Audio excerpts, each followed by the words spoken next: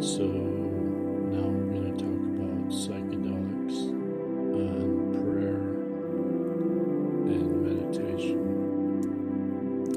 I was watching a video yesterday by somebody talking about Christ consciousness and the third eye and the pineal gland. And so I think that's actually from Yogananda,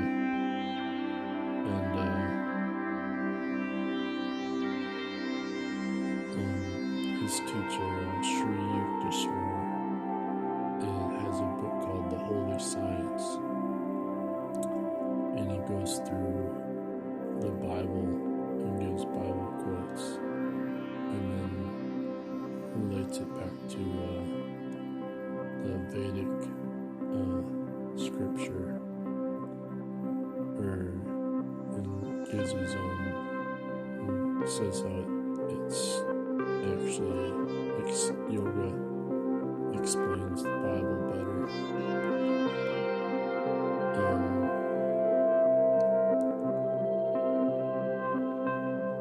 And so the question is, what's the meaning of the logos from the Bible, from the book of John? And studying the Bible, we learn that this concept of creatio ex nihilo, creation out of nothing, the meaning of it was changed by what they call the Hellenization of Judaism, which is the influence of Platonic philosophy onto the Bible. And of course, as we now know, this is actually symmetric, irrational magnitude math, or what later will be the Western science, or the origins of Western science from Archytas and Eudoxus. Starting off for the third class, as I talked about in the music video. And so I call this restoring the lost logos, because the true meaning of the logos is lost. And so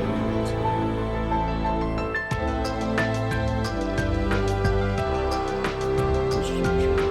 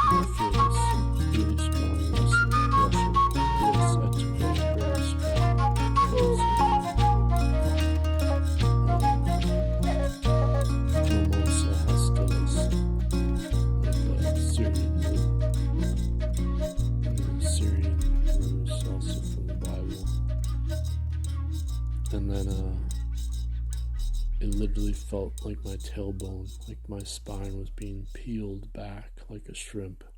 And it was just like the strongest bliss I've ever felt in my life. And then it shot up to my brain, and I heard this loud bang in the center of my brain. And then the astral Shen light kicked on, and I heard this loud Om sound in my heart. And this is described in Sri Yukteswar's book as like the knocking sound to access the real logos. And so when people just rely on prayer, that's a left brain consciousness. Whereas the psychedelics that activate the strong lower body, right side vagus nerve energy.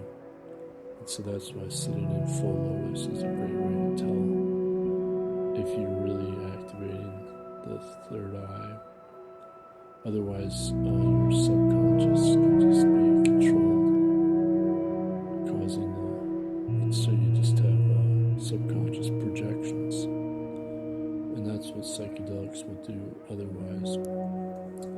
So if you take a salvia divinorum, which I also tried on full lotus, that also will activate the Kundalini. And then I saw light, even with my eyes closed, in the dark room with a winter hat over my eyes. I put my hand out and I saw the rainbow aura around my hands, so that the salvia divinorum will also open the third eye. But what happens is people have their spirit leave their body, and the electrochemical energy of salvia, it'll try to detach your spirit from your brain. But since my third eye was already activated, I was able to stop the electrochemical energy. So the chi of the third eye can overpower the electrochemical plant energy. And so my spirit was like halfway out of my body because the plant had tried to pull it out. A lot of people, though, smoke salvia divinorum, spirit will shoot into the floor or the wall, and they'll just be so freaked out. They'll say it's worse than any other psychedelic they've done, and they never smoke it again.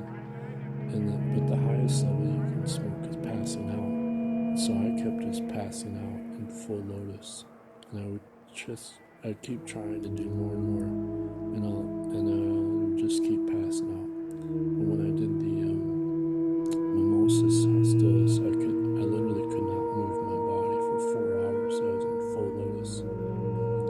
So you can tell, a friend of mine, he did a strong, double dose of mimosa. And he could still move, he could walk around, but he just said, I'm trying to see where does the light come from? And I said, that's the whole point, is you can't see the light. So traditionally, they're supposed to take 5 doses in a row, which people just don't do anymore. And you also have to be on a yoga diet and celibacy. And when you combine all this together, then you really go into the astral realm, when you're through the strong plant or root, the plant from the Amazon, which has the high level of DMT when it's activating your serotonin receptors. Okay, thanks.